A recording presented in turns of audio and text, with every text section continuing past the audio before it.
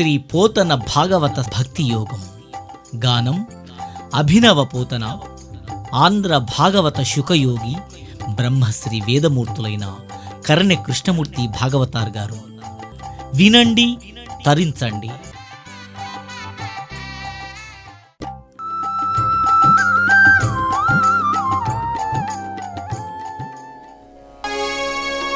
పలికెడిది భాగవతమట, పలికించు విపుడు రామభద్రుండట. నే పలికిన భవహరమగునట, పలికెద వేరుండుగాథ పలుకగనేలా. మునీంద్ర, ఆపేవేమిటి? ఇంకా చెప్పబోయా కృష్ణ కథ. నరేంద్ర నేను బలవత్ సైన్యంతో కృష్ణుడు మహాబలోపేతుడై అనేక మిషలతోని దుష్ట శిక్షరక్షణ ధర్మ సంరక్షణ చేసినారు. దుర్మార్గుడనే వాడే లేకుండా అయినారు. మునీంద్రులందరూ కూడా సంతోషపడ్డారు. కానీ యాదవులను మోయడానికే భూమికి అసహ్యమైందయ్యా రాజా. ఇది తెలుసుకున్నాడు కృష్ణ పరమాత్మ. ఎందుకంటే నేనుండంగానే దుర్మార్గులు మొక్కలమైనటువంటి ఈ యాదవులను కూడా లయం చేయాలి అనేటువంటి ఒక ఇచ్చ కలిగింది పరమాత్మనికి. ఇచ్ఛాశక్తి, క్రియాశక్తి, జ్ఞానశక్తి, త్రిశక్తియుతుడు పరమాత్మ. నేనుండగానే చేయాలని కానీ పరీక్షిత్ తెలుస్తున్నాడు. అయ్యా, హరిపానకమల సేవా తత్పరుడైన యాదవులకు కూడా లయం తప్పలేదా అన్నాడు. భగవంతునికి తనవాళ్ళు పరవాళ్ళు అని ఉండదయా రాజా, ఎవరైనా లయం కావాల్సిందే. సృష్టి ఎంత ఆనందంగా చేస్తాడో, పాలన ఎంత ఆనందంగా చేస్తాడో, లయం కూడా అలాగే ఆనందం చేస్తాడు. ఆయనకంతా సత్ చిత్ ఆనంద స్వరూపుడు పరమాత్మ. మహారాజా విను. ఒక్కనాడు విశ్వామిత్ర, వశిష్ఠ, నారదాదులు కృష్ణ పరమాత్మ దగ్గర వచ్చారు. వచ్చిన మునీశ్వరులందరికీ కూడా ఆసనం అర్ఘ్యం పాద్యమిచ్చి వాళ్ళ పాదాలు కడిగి నమస్కారం చేస్తే అప్పుడు అన్నాడు వాళ్ళు, ఆ మునీంద్రులు కూడా అన్నారు కదా, కృష్ణ కృష్ణ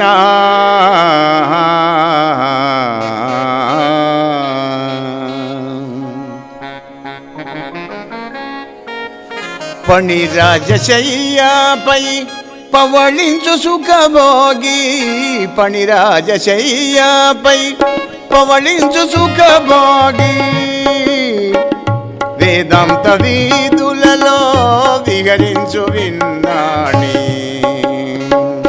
పణిరాజశయ్యాపై పవళించు సుఖభోగి, వేదాంత వీధులలో విహరించు విన్నాణి.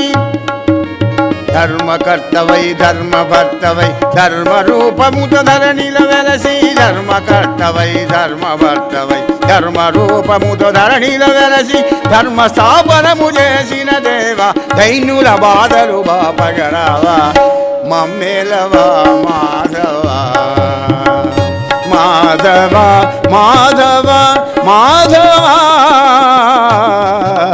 మమ్మేలవా మాధవ.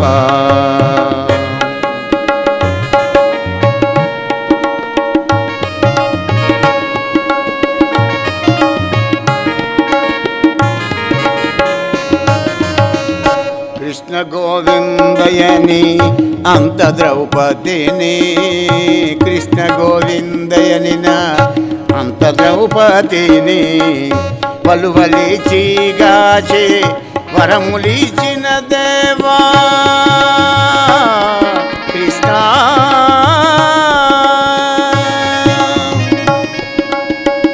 కృష్ణ గోవిందయని నంత ద్రౌపదిని, వలువలిచి రక్షించి వరములిచిన దేవా.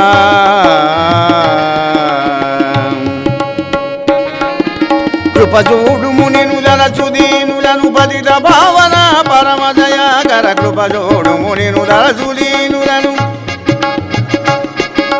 కృపజోడు మునినుదల సుదీనులను పతిత భావన పరమదయాకర, కృష్ణదాసనుల కోమల శ్యామ, మేమంతా నీవారముగామా, మమ్మెలవా మాధవ మాధవ మాధవ మాధవ మమ్మేలవా మాధవ.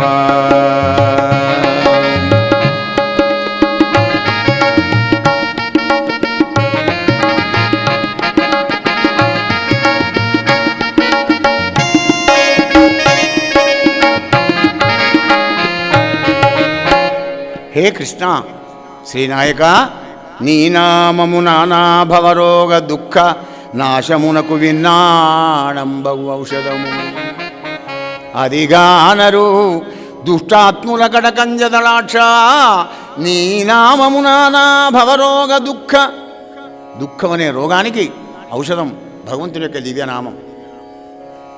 రోగాలతో బాధపడుతుంటామే, శరీర రోగాలు కాదు, భవరోగం. పుట్టుడు చచ్చుడు కడుపులో ఆదవు కర్మ ప్రసంగాత్ కలయేది కలుషం మాతృకుక్షౌ స్థితం మాం విణ్మూత్రామేద్య మధ్యే క్వచేది వితరాం జాఠ రోజారవేదా యద్దద్వైతత్ర దుఃఖం నిధేతిరేణ కేన వక్తుం క్షంతవ్యో మే పరాధ శివ శివ శివ భో శ్రీ మహాదేవ శంభో. అనేక కర్మలు చేసి నాది నేను అని బలీయమైపోయి ముడిపడి తల్లి గర్భంలో పడి మలమూత్ర అసహ్యమైనటువంటి ఆ గర్భనరకం లోపల ఆ పురుగులు కుడుతుంటే అనేక వేదనను పొంది కూడా నిన్ను స్మరించలేకపోయినా శంకరా నన్ను క్షమించవయ్యా అన్నాడు. మరి పుట్టాంకేం చేసినాడు బిడ్డ? ప్రసవ వేదన రాగానే నేను బయటికి పంపించాను కదా, మరి అప్పుడైనా స్మరించవచ్చు కదా. ఎప్పుడైతే బొడ్డు కోసి కలినీళ్ళు చల్లుతారో ప్రారంభమవుతుంది ఏడుపు. ఆ ఏడుపు చచ్చేదాకపోదుగా, మాటిమాటికి ఏడిపోయి బాల్యే దుఃఖాతిరే కాన్వలడితవ పుస్తన్యపానే పిపాసు నో శక్యచేంద్రియేభ్యో భవ్యగుణ జంతువో మాం దుదంతి నానా రోగా దుఃఖా తులిత పరవశం శంకరం న స్మరామి క్షంతవ్యో మే పరాధ శివ శివ శివ భో శ్రీ మహాదేవ శంభో. బాల్యమంతా దుఃఖంలో పోయింది శివ. స్తన్యపానే పిపాసు, అమ్మ ఎప్పుడు పాలిస్తుంది చూసుకుంటుంటా. కానీ వీడు ఏడుస్తుంటే నా కొడుకు దోమలు కుడుతున్నాయి కావచ్చని దోమతెర కడుతుంది తల్లి. వీడికి ఆకలైనప్పుడు దోమతెర కడుతుంది, దోమలు కుట్టినప్పుడు ఆకలేదని పాలు పెడుతుంది. వీడి బాధ తల్లికి తెలియదు, తల్లి ప్రేమ వీడికి తెలియదు. నోశక్య చేంద్రియేభ్యో భవ్యగుణ జంతు ఓమాం తుదంతి నానా రోగా దుఃఖ దురిత పరవశం శంకరం న స్మరామి. బాలుడు పిల్లవాళ్ళు చూడండి, అనేక రోగాలు వస్తుంటాయి. పిల్లల డాక్టర్ దగ్గర పట్టుకుపోయి వాడు ట్రీట్మెంట్ అయ్యి మంచిగా అయ్యి 4 కిలోలు ఉన్నాడా 5 కిలోలు ఉన్నాడా క్రమంగా పెరుగుతున్న కొద్దీ రోగాలు తక్కువ పోతాయి. సరే ఓకే నాన్న, బోళాశంకరుడు కదా.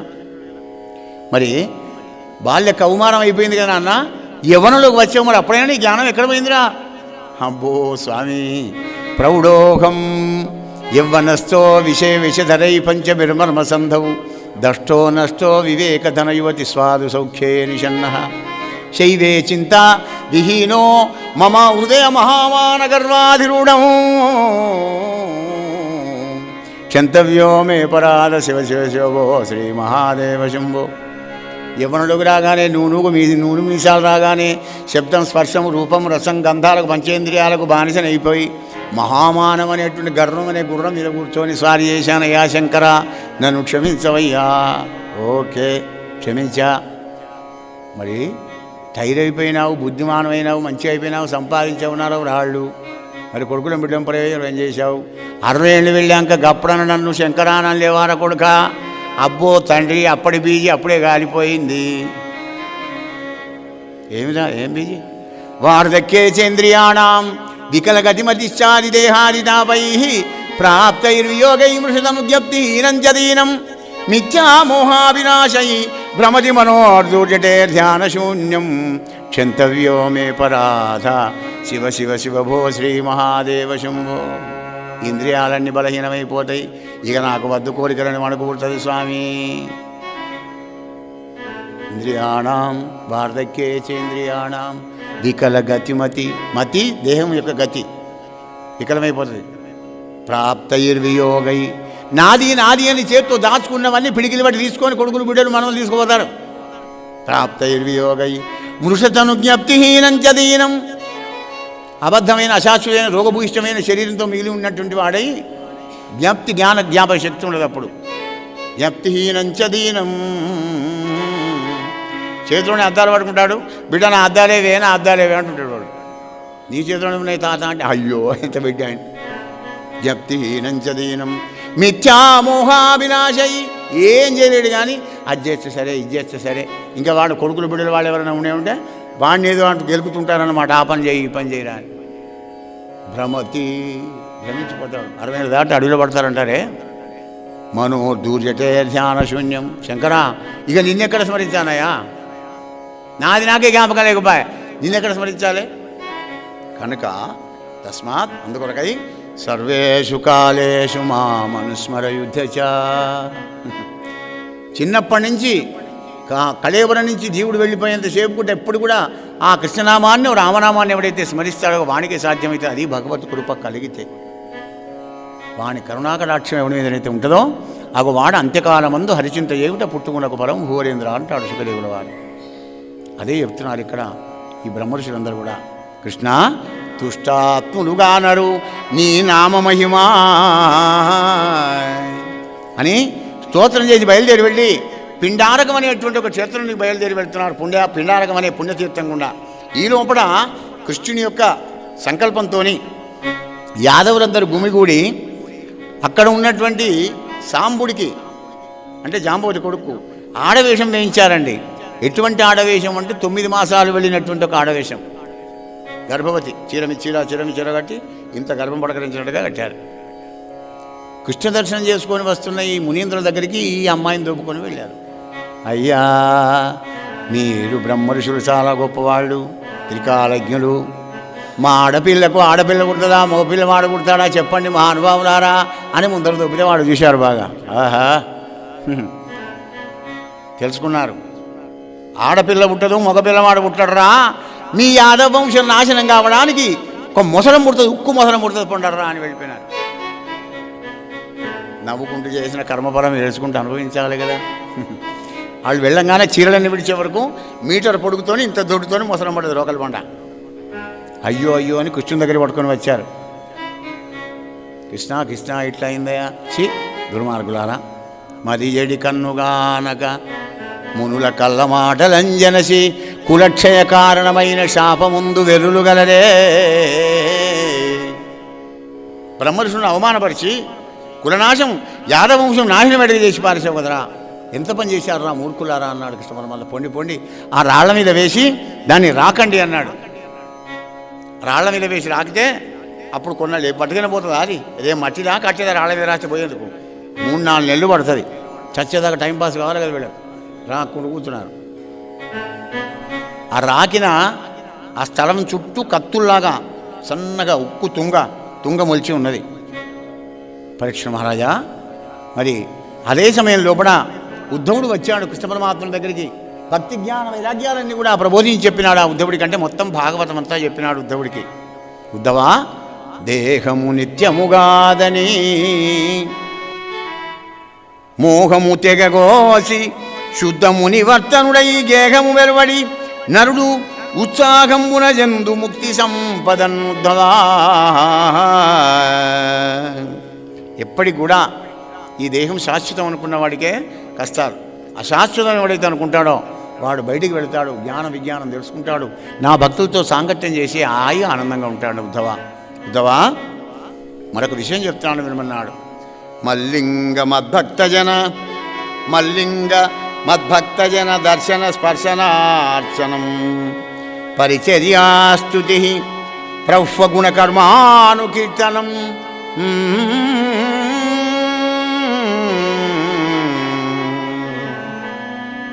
నా ప్రతిమారాధన చేసి నన్ను అర్చన చేసి నన్ను స్మరించి నన్ను జపించేటువంటి ఒక నా భక్తులందరి దగ్గరికి కూడా వెళ్ళి వాళ్ళ దర్శనం చేసుకొని వాళ్ళకు సేవ చేసి వాళ్ళ ఆశీస్సులు తీసుకొని ఎప్పుడు కూడా వాళ్ళకు పరిచర్యలు చేస్తూ నా గుణకర్మలన్నీ కూడా ఎప్పుడు స్తోత్రం చేసుకుంటే ఎవడైతే ఉంటాడో అగో వానికి నేను సులభసాధ్యుడిని ఉద్ధవా అంటాడు. అయ్యా, ఇది ప్రాయేణ భక్తి యోగేనా సత్సంగేన వినా ఉద్ధవా. చిన్నప్పటి నుంచే బీజం పడాలి, భక్తి బీజం. ముసలివాళ్ళే వినాలి భాగవతం, బాగా వయసు పడ్డాళ్ళే వినాలి. ఏం పని లేనాళ్ళు అనుకోకండి, పని ఉన్న బీజీలో ఉన్నవాడే వినాలి. బాగా బీజీలో ఉన్నవాడు ఆ బీజీ అంత ఎలా పోతుందా అంటే మన దగ్గర లేజీ కాలిపోయి ఉంటుంది. ఆ లేజీ పోవాలంటే బీజీ పోవాలి, బీజీ పోవాలంటే భగవంతునితో రాజీకి రావాలి. ఆ రాజీకి వచ్చినప్పుడే ఆ వాణికి సమయపాలన, టైం పంక్చువాలిటీ అనేది ఏమిటో కూడా తెలుస్తుంది.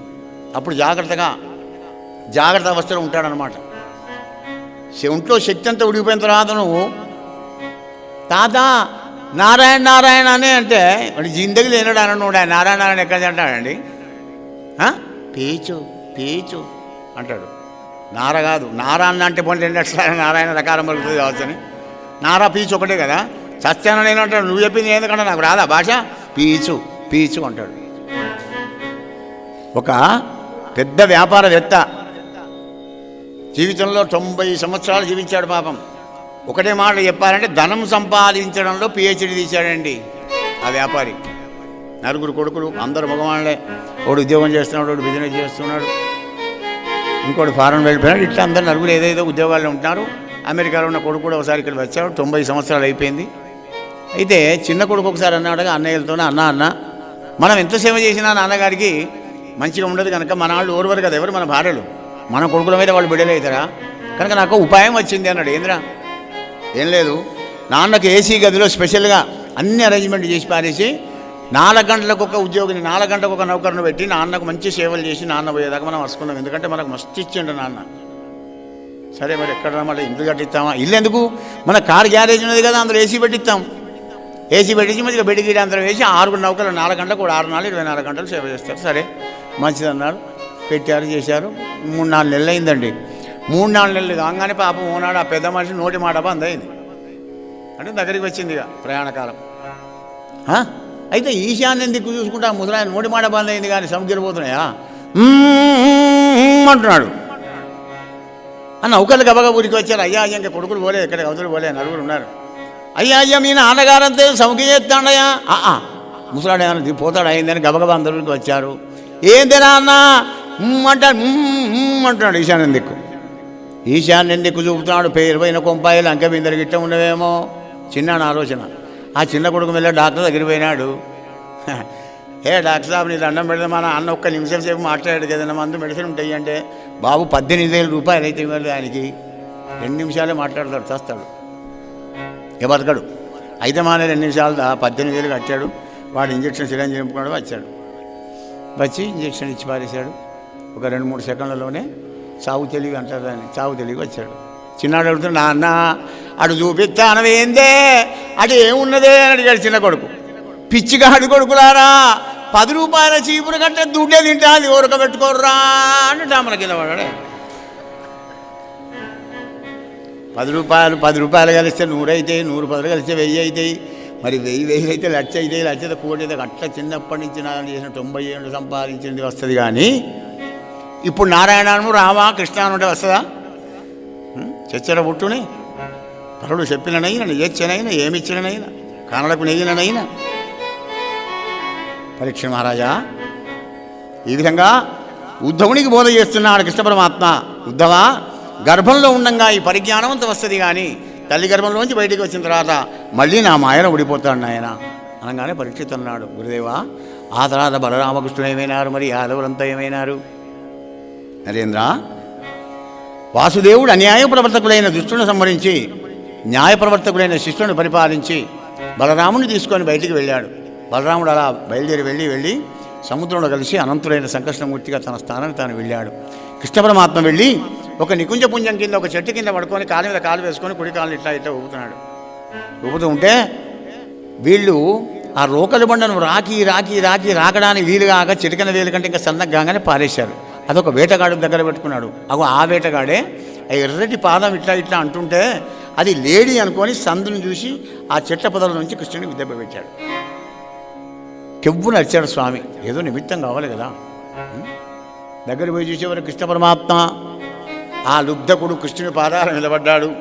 కృష్ణ కృష్ణ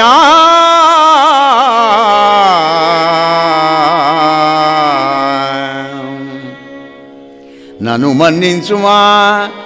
మన్నించుమా మహాపరాధుండను, పాపచిత్తుండ కుటిల ప్రచారుండను అని అనేక విధముల దీనాలాపములాడిన నవ్వి, కృష్ణ పరమాత్ముడు నాయనా నీవేల జాలింబడెదవు.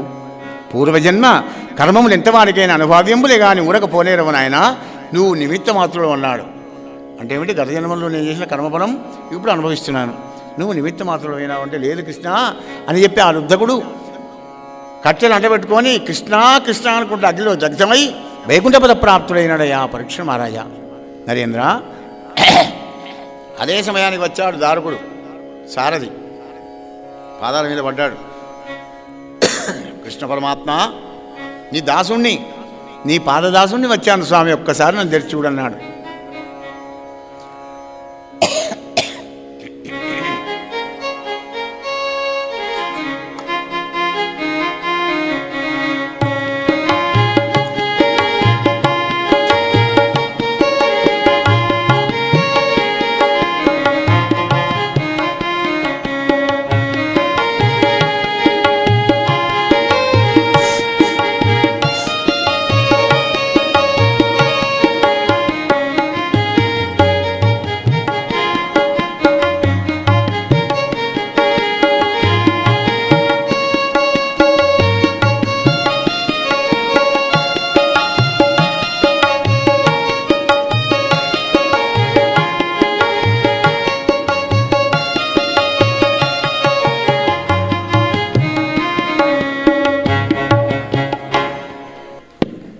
ఆ విధంగా దారుకుడు వచ్చి ఏడ్చుకుంటూ పాపం, హే కృష్ణ, మాధవా, నిన్ను చూడని కన్నులు నిష్ఫలములు కృష్ణ, నిన్ను నొడువని జిఫత నీరసంబు, నిన్నుగానని దినములు నింద్యంబులగు కన్నులను చూచి నన్నొక్కసారి గారవింపు కృష్ణ, కృష్ణ కృష్ణ.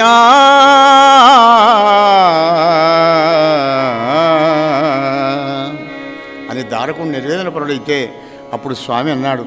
అంతలోనే రథము, రథ్యాలు అంటే గుర్రాలు కూడా, అశ్వాలు కూడా అదృశ్యమైపోయినాయి. దారుక, అక్రూర విధులకి వృత్తాంతమంతా చెప్పున ఆయన, స్త్రీ బాల గురువృద్ధ జనములను హస్తినాపురానికి వెళ్ళి అర్జునుడిని తీసుకొని వెళ్ళమని చెప్పు ఈ విషయాన్ని అని చెప్పి దారుకుని పంపించినాడు. అప్పుడు ఆ స్వామి, పరమేశ్వరుడైన కృష్ణస్వామి, శతకోటి సూర్య దివ్యతేజు వివాహితుండే వెడలి నారదాది మునిగణంబుల బ్రహ్మరుద్రాది దేవతలు జయ జయ శబ్దములతో కదిలి రాగా నిజపదమ్ములు కలిగినాడయ్యా రాజా. నారాయణ విగ్రహము జలది ప్రాంతంలో జగన్నాథ స్వరూపమై ఉన్నదయా అని కృష్ణ పరమాత్ముని యొక్క దేహధర్మాన్ని వివరించి చెప్పినాడు. కాలధర్మాన్ని గురించి కూడా వివరించి చెప్పినాడు. అదే జగన్నాథం, పూరి జగన్నాథం అంటాం. అక్కడే సుభద్ర, బలరాముడు, కృష్ణ పరమాత్మ ఉంటారు. జయ శ్రీకృష్ణ. కొబ్బరికాయ కొట్టండి ఒకటి. ఆ తర్వాత ఏమైందో ఆ భవిష్యత్తును గురించి కూడా చెప్పన్నాడు పరీక్షిత్తు. అప్పుడు అన్నాడు సుఖదేవుల వారు, రాజా, గజతురగాది శ్రీలను నిజమని నమ్మంగరాదు, నిత్యమున్ హరిన్ గజిబిజిలే కదలంచిన సుజనుడకు అతని యందు దొరకవచ్చు సుమ్మా. నరేంద్ర, దినదినం ధర్మం అణిగిపోతుంది, అధర్మం పెచ్చుపెరిగిపోతుంది. ధనవంతుడైనటువంటి వాడే రాజ్యాలను పరిపాలిస్తుంటాడయ్యా పరీక్ష నరేంద్ర. అట్లుగామన కలియుగంలో జనంబులు లోభులై జారత్వ చోరత్వాదుల చేత ద్రవ్యహీనుడై వన్యశాఖపూర పరంపరను భజిస్తూ వనదుర్గంబుల కుషీభూతులై దుర్భిక్ష సీతావాతారవ క్షుధాటపంబుల చేత భయపడి ధైర్యహీనుడై అల్పాయుష్కులు అల్పతర శరీరులై ఉండగా రాజులు చోరులై సంచరించెదరు. నాయన పరీక్ష మహారాజా, అంత ఓషధులు అల్ప పరదంబులు, మేఘంబులు జలశూన్యంబులు, సస్యంబులు నిస్సారంబులు నగును. అట్లు ధర్మ మార్గంబు లేకున్న ఎడ ముకుందుడు దుష్ట నిగ్రహ శిక్ష పరిపాలనం కొరకు మరి శంబళ అనే గ్రామంలో విష్ణుయశుండని విప్రణకు పుత్రత్వమునంది కలిగి అవతారుడై దుష్ట శిక్ష సంరక్షణ చేస్తాడయ్యా మహారాజా అని చెప్పి గర్వాంధులైన రాజులను చూసి భూమాత నవ్వుతుందట. నాయన, మీ ముత్తాత గిట్టగా అన్నాడు, మీ తాత గిట్టగా అన్నాడు, నువ్వు గిట్టగా అంటున్నావు, నువ్వు వెళ్ళిపోతే నేను గిట్టగా ఉంటున్నాను నాయన, ప్రళయకాలం అన్నాడు, నేను కూడా వెళ్ళిపోతా అంటున్నాను. నవ్వుతుందట భూమాత.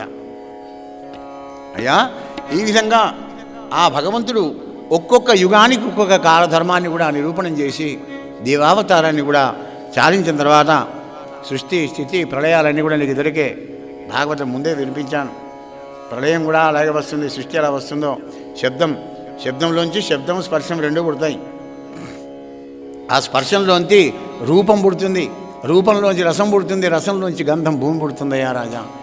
ఎలా అయితే క్రమంగా అనువర్తనంతో వచ్చినవో వ్యావర్తనంతో మళ్ళీ ఓ దాంట్లో చోటుకు పోయి శబ్దంలో కలిసి ఆ శబ్ద బ్రహ్మ పరబ్రహ్మంలో కలిసిపోతుందయ్యా. అది ప్రళయకాలం లోపల ఒక్కడే ఏకో నారాయణమూర్తి మర్యాకులో పడుకొని ఆ జలం లోపల కాలబడిన వేలు నోట్లో పెట్టుకొని ఉంటాడయ్యా. నీకు సృష్టి స్థితి లయాలన్నీ కూడా వినిపించానన్నాడు. మహారాజా, నేను మృతుండనవుదునని ఇంత భయంబు మనంబు లోపల మానుమా, రాజా ఈ భాగవతం అంతా ఎందుకు చెబుతున్నాను అనుకున్నావు? ఏడవనాడు నేను చేస్తా, ఏడవనాడు నేను చేస్తా, ఏడవనాడు నేను చేస్తా, అటువంటి గాబర పెట్టుకోకు. నేను మృత్యుండనవుదునని ఇంత భయంబు మనంబులో పలమానుమా సంభవంబు గల మానవ కొట్టకు చావు నిత్యము కాన హరిందలంపుమిక కల్గదు జన్మము నీకు నత్రిపై మానవనాథ పొందెదవు మాధవలోక నివాస సౌఖ్యముల్. నేను మృతుండనవుదునని ఇంత భయంబు మనంబు లోపల మానుమా. పుట్టినవాడు ప్రతివాడు పోతాడయ్యా రాజా, హరిందలుచుకుంటూ వెళ్ళిపో. మరిగా నేను వెళ్ళిపోతున్నాను అన్నాడు శుకదేవుల వారు భాగవతం అంతా చెప్పి. మరి అప్పుడు పరీక్షిత్తు మహారాజు పాపం 7 రోజులు మంచినీళ్ళు కూడా తాగలే. అప్పుడు మంత్రులు వచ్చి, అయ్యా ఏం తినలేదు 7 రోజులు, ఈ ఫలమన్నది నుండి అనగానే వెత్తడి ఫలం ఇవ్వగానే ఫలాన్ని విచ్చాడు పాపం. ఆ ఫలాన్ని విచ్చగానే అందులో ఉన్నటువంటి ఒక బీజమే క్రిమిగా మారి ఆ క్రిమి తక్షకుడై కాటు వేసింది. కాటు వేస్తే ఆయన భయపడ్డా?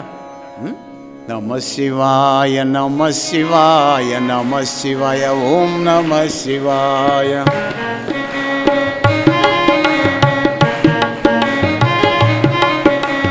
నమ శివాయ నమ శివాయ నమ శివాయ ఓం నమ శివాయ. శివాయ నమ శివాయ నమ శివాయ ఓం నమ శివాయ. హర హర హర హర నమ శివాయ. శివ శివ శివ శివ నమ శివాయ. హర హర హర హర నమ శివాయ. శివ శివ శివ శివ నమ శివాయ. సాంబ సదా శివ నమ శివాయ. శంభో శంకర నమ శివాయ. శశిభూషణ హర నమ శివాయ. సజ్జన పోషక నమ శివాయ. సన్ముని వందిత నమ శివాయ. నమ శివాయ నమ శివాయ నమ శివాయ ఓం నమ శివాయ.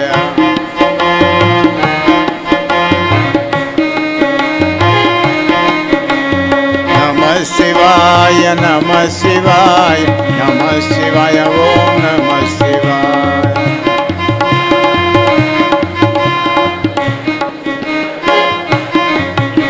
నమ పార్వతీపదే హర హర మహాదేవ హర. అలా వైకుంఠపద ప్రాప్తులైనాడు పరీక్షణ్ మహారాజు.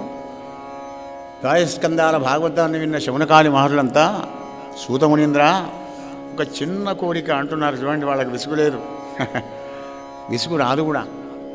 భగవద్గతే అట్లాంటిది. ఎందుకు? సకల హృదయాల్లో తానే ఉన్నాడు గనక, చెప్పేది తానే, వినేది తానే గనక, తన కథే యథార్థం పరమార్థం గనక అది ఆనందానికి కారణభూతమవుతుంది కనుక ప్రతివాడు ఆనందపడిపోతాడనమాట. ఆనందకోశం విచ్చుకొని వానికి ఆనందాన్ని కలిగిస్తుంది. అప్పుడు సూతుడు ఏం కావాలయ్యా చెప్పండి అంటే, అయ్యా లోకంబులు కల్పాంత సమయంలో కబంధమయంబులై మరి అంధకార బంధురములై ఉన్న ఎడ ఏకాకి చెలిస్తూ బాలార్క కోడి తేజస్సుతో ఉంటాడు కదా, ఆ బాల విష్ణుమూర్తి కాలు బొడన వెళ్ళి పెట్టుకొని ఆయన కడుపులో పోయి కూడా చూసి నాటి నుంచి నేటిదాకా చిరంజీవిగా ఉన్న మార్కండేయుల వారి కథను కొంచెం చెప్పవయ్యా, మేము వినే ఆనందపడతామన్నారు. మునీంద్రులారా వినండి. బ్రహ్మచర్య దీక్షతోని మృకండ మహర్షి సంతానం కోసం వెళ్ళి తపస్సు చేస్తున్నాడు. కొంతకాలానికి భగవంతుడు ప్రసన్నుడైన, నాయన ఏం కావాలి నీకు? పుత్ర సంతానం కావాలని. పుత్ర సంతానం లోపల నీకు సంపూర్ణ ఆయుస్తున్నటువంటి పుత్రుడు లేడు నాయన, 16 ఏళ్ల ప్రాయం బతికేవాడు ఉన్నాడు అన్నాడు. అయితే మానే పున్నామను నరకా త్రాయితేది పుత్ర. పుత్రుని యొక్క ముఖాన్ని చూస్తే పున్నామ నరకం కూడా దూరమైపోతాడట మహాప్రభు ఈ అన్నాడు. ఇస్తాను అన్నాడు. వేదవతి అయిన తన భార్యకు గర్భం ధరించి పిల్లవాణి కనింది. మృకండ మహర్షి పుట్టాడు కనుక మార్కండేయుడిని నామకరణం చేశాడు. నెల 2 ఏడాది అయిపోయింది. ఒక్కనాడు నారద మహర్షి వచ్చి మృకండ మహర్షి దర్శనం చేసుకుందామని వచ్చే వరకు ఈ పిల్లవాడిని 4-5 ఏళ్ల పిల్లవాడిని నమస్కారం చేయించి దీర్ఘాయుష్యమస్తు అన్నాడు నారద మహర్షి. అయ్యో మునీంద్ర మీ నాయన వీనికి 16 ఏళ్ళ ఈ ప్రమాణమే రాశాడయ్యా. అవునా, అరే మన నా నోటికి ఎందుకు వచ్చింది కానీ అనుకున్నాడు. వెళ్ళాడు. బయటికి వెళ్ళంగానే సప్తఋషులు పోతున్నారు ఆ మార్గం కూడా. అయ్యా మునీంద్రులారా ఎక్కడికి పోతున్నారు అని అడిగాడు. ఈయనే ఎటు లేదు, మేము బ్రహ్మలోకం పోతున్నాం. మరి నారదా నువ్వెక్కడికి పోతున్నావు? నేను ఎక్కడ లేదు, మృకండ మహర్షి కొడుకు పుట్టాడా, ఆ ఇంటి దాకా పోదా అని వెళ్ళానే. రండి మీరు కూడా పోదాం రండి అన్నాడు. ఆ పద నాడు ఉన్నాడు బ్రహ్మర్షి కదా, నాడు ఉన్నాడు వచ్చాడు. మొదటిగా నాడు కూర్చున్నాడు, సప్తఋషులు కూర్చున్నారు వరుసగా. మరి ఇంకేం నమస్కారం చేయించాడు. దీర్ఘా ఇష్టమస్తు అన్నాడు. నారదుడు అన్నాక మాకేందని వీళ్ళు ఏడుగురు అన్నారు. నారదుడు అన్నాడు, అయ్యనారా నేను ఒక్కడినైతే ఏం సాధించలేను కదా, మరి వీనికి మా అయ్య 16 ఏళ్ళ ఆగిపోయి పెట్టినాడు, మరి ఏం చేస్తారో చేయండి. అబ్బ నారదా గందికి ఇక్కడ తీసుకువచ్చావా? అయ్యా మీకేం కష్టం లేదు, పోదాం పండి, నేను కూడా వస్తాం ఏంబడి. ఎనమండుగురు కలిసి బ్రహ్మలోకం పోయినారు. ఆయన స్లోగన్ ఏంటంటే లలాటలిగితే నపున ప్రయాతి, నేనేం చేయలేను అంటాడు. నువ్వేం చేయకపోతే మానే అయ్యా, చేసేవాడిని ఏమన్నా చూపవయా అంటే ఇప్పుడు రమ్మంటాడు కదా. నారాయణమూర్తి చిరంజీవత్వము, శంకర భగవానుడు మృత్యుంజయత్వం ఇస్తే వీడు ఇదే దేహంతోనే అనేక కల్పాలు బతుకుతాడు పొండి అన్నాడు. ఇంకేముంది, ఉపనయనంగా కానీ ఓం నమో నారాయణాయ మంత్రాన్ని ఉపదేశం చేసినాడు నారదుడు వారు. తపస్సు కూర్చున్నాడు మార్కండేయుడు. 6, 7, 8, 9, 10, 11 సంవత్సరాలు కాగానే శ్రీమన్నారాయణమూర్తి ప్రతిష్టమైనాడు. శ్రీహరి నీ దివ్యనామస్మరణమునం చేసి ఈ శరీరంబు తోడనే అనేక యుగంబులు నేను బ్రతుకున్నట్టుగా నాకు చిరంజీవత్వమును ప్రసాదింపుమా పురుషోత్తమా. నాయన నేను చిరంజీవం ఇస్తా కానీ ఈ దేహంతో నువ్వు ఉండాలంటే శంకర భగవానుడు నీకు మృత్యుంజయత్వాన్ని ఇవ్వాలి నాయన అన్నాడు. అని అదృశ్యమైనాడు నారాయణమూర్తి. వెంటనే నారదుల వారు పంచాక్షరి మహామంత్రం ఓం నమ శివాయ మహామంత్రాన్ని ఉపదేశం చేసినాడు. 11 ఏళ్లప్పటి మొదలుపెట్టాడు. ఓం నమ శివాయ, ఓం నమ శివాయ, ఓం నమ శివాయ. 12, 13, 14, 15, 16, 17 వచ్చాయి. మహిషవాహనం మీద కూర్చొని యమధర్మరాజు వచ్చాడు. నమశివాయ చూడలేదు, లింగం దగ్గర కూర్చొని అభిషేకం చేస్తున్నాడు. దగ్గరికి యమధర్మరాజు రాడు శివలింగం దగ్గరికి. 4-5 ఏళ్ళు అయిపోయింది, కదులు లేదు శివుడు. అప్పుడు చూసింది గౌరమ్మ, ఏమయ్యా పిల్లవాడు పాపం గంతగానే మొత్తుకుంటా నమశివ నమశివ అంటే, నిలిచిన శంకరుంగనియు నిత్య సుఖంబుల నిచ్చు గౌరి ఇట్లనే హరహరా భూతిభూషణ సముజ్జలగాత్రుని కంటే ఎంతయం వలనుగా వాని తోడ ఒక వాటపు మాటను పలకగాదగున్ సరళితమైన ఈ తపసి జాడ వినన్కడు వేడుకయ్యడున్ హరహరా. అమ్మ మనసు విన్న కదా, అప్పుడే కలుగుతుంది అమ్మ. ఏమయ్యా పిల్లవాడు అంత రోజున చేస్తూ నమశివాయ అంటే కదరావు, పద పద. గౌరీ శంకరులు ఇద్దరు వచ్చారు. నందివానవుళ్ళై మార్కండేయుడు తపస్సు చేసేందుకు చేరుకున్నారు. చేసుకుని వాడి హృదయం లోపలికి వెళ్ళారు. ఇద్దరు కళ్ళు మూసుకున్నాడు కదా, ఆ కళ్ళు మూసుకుంటేనే కనబడుతున్నారు ఇద్దరు, పార్వతీ పరమేశ్వరుడు, రుద్రాక్ష విభూతిమాలాధరుడు, పరమభక్తుడు భక్తవత్సరుడైనటువంటి యొక్క శంకరుడు, భోళాశంకరుడు, నందివాహనుడు, గౌరీ సమేతుడై ఆ యొక్క మార్కండేయ మహాముని లోపడే తిలకించి చూసి పులకించి ఆనంద బాష్పాలు గార్చుకుంటూ శంకరా శ్రీకంఠలోకేశ లోకోద్భవస్థాన సంవారకారే మురారి ప్రియా చంద్రధారే మహేంద్రాది బృందారకానంద సందోగ సందాయి పుణ్యస్వరూప విరూపాక్ష దక్షధ్వరధ్వంసగా దేవనీదైన తత్వంబు భేదించి బుద్ధిని ప్రధానంబు కర్మంబు విజ్ఞానం అధ్యాత్మ యోగక్రియాకారణం పంచు నానా ప్రకారంబులను బుద్ధిమంతులు విచారించి భావింతురీశాన సర్వేశ్వరా సర్వసర్వజ్ఞ సర్వాత్మక నిర్వికల్ప ప్రభావా భవానీపతి నీవు లోకత్రయీవర్తనంబును మహీవాయుఘాతాగ్రి సోమార్గదోయంబులం చేసి కావించి సంసార చక్రక్రియా యంత్రవాహుండవైతాదిదేవా మహాదేవ నిత్యమునత్యంత యోగస్థితిన్ నిర్మల జ్ఞానదీప ప్రభాజాల విధ్వస్త సంసారమాయంధకారుల్ జితక్రోధరాగాది దోషుల్ యతీంద్రుల్ యతాత్ముల్ భవత్పాద బంఖేర్వధ్యానుండీరధారానుభూతిని సదా తృప్తులై నిత్యులైరి అవ్యయా భవ్యశవ్యా భవ భర్గవట్టారక భార్గవాగశ్చకుచ్చాది నానా మునిస్తోత్ర దత్తావధానా లలాఠక్షణుగ్రాగ్ని భస్మీకుటానంగ భస్మానులిప్తంగ గంగాధరా నీ ప్రసాదం ములన్ సర్వగిర్వాణ గంధరులున్ సిద్ధ సజ్జోరగేంద్రా సురేంద్రాదులున్ శాశ్వత ఐశ్వర్య సంప్రాప్తులైరి ఈశ్వరా విశ్వకర్త సురాభ్యర్చిత నాకు అభ్యర్థితంబులు ప్రసాదించు కారుణ్యమూర్తి త్రిలోకైకనాథ మహాదేవా నమస్తే నమస్తే నమస్తే నమః.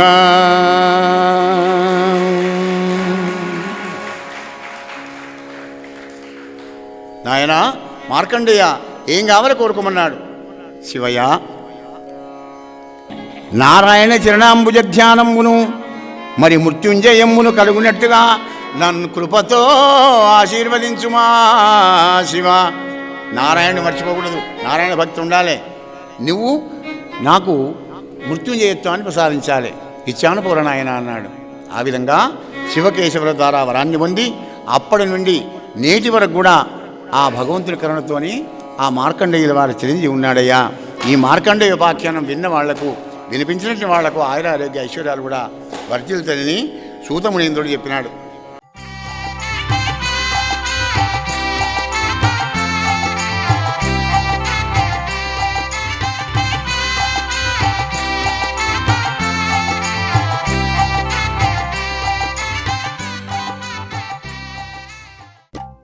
శ్రీ పోతన భాగవత భక్తి యోగం.